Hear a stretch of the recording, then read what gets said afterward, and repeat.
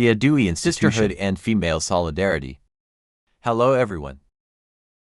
Students, in the previous lesson, we examined gender roles within the goddess system and how both men and women contribute to society. Harmony and justice. In this lesson, we explore Addooyyee, an important social institution among Oromo women, derived from the Gada principle of equality. Addooyyee emphasizes sisterhood, cooperation, and lifelong friendship. Origin and meaning. The word Addooyyee refers to a bond between two or more girls who promise to be mutual supporters for life. Once formed, the friends call each other Addooyyee, rather than by their given names, symbolizing unity beyond family ties. Establishment of Addooyyee.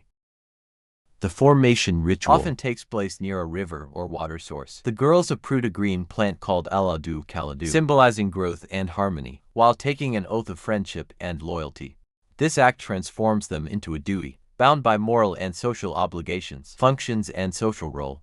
The Addooyyee Institution functions as a self-help organization. Members assist one another during illness, childbirth, and harvest seasons through Dugda-DB. A turn-by-turn mutual aid system.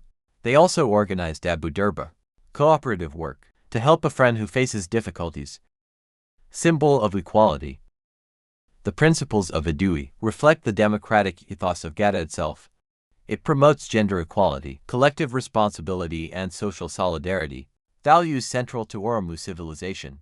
In summary, Addooyyee is not just friendship. It is a lifelong social institution rooted in the Gada philosophy of cooperation and equality. Thank you for your active participation and attention in today's lesson, students.